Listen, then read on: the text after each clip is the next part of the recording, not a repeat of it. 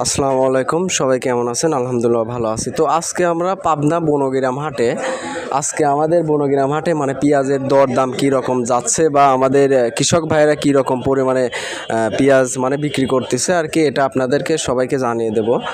আর আমাদের বনগ্রাম হাটে কী পরিমাণ পেঁয়াজের দাম, এটা হচ্ছে আমাদের মানে এক কাকার মুখ থেকে আর কি জানতে পারেন। কাকা, আজকে আমাদের এই বনগ্রাম হাটে আজকে পেঁয়াজের মানে কী পরিমাণ কী দামে আপনারা কিনলেন আর কি?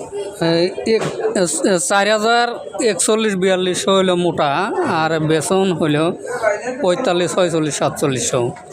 তো আপনারা তো মানে জানতে পারতেছেন যে মানে এই আন্দোলনে আর কি আমাদের বাংলাদেশে আজকে 3-4 দিন ধরে আর কি নেট নেই। তো এই নেট না থাকায় আর কি মানে মোটামুটি লস নাকি এরকম আপনাদের হ্যাঁ, এটা লসের দিকে। এখন গাড়ি ঘোড়া নিতে পারতেছে না, কথা ঠিকালে বলতে পারতেছে না, এই জন্যই তো একটু লসই যাচ্ছে। তো এটা মানে অবশ্যই মানে জানতে পারলেন। তো মানে একদম নেট নেই, সব কিছুরই পরিমাণ আর কি লজের দিকে।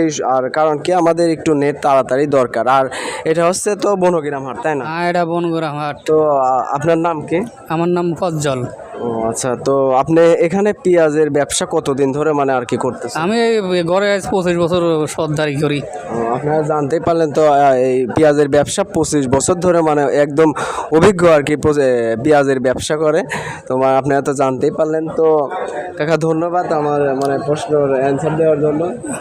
আর দর্শকদের মানে নামটা যায়, বাসাটা মানে আপনার এলাকা কোথায় একটু জানিয়ে দেবেন? এলাকা হলো ভৈরবপুর বলে গ্রামের নাম।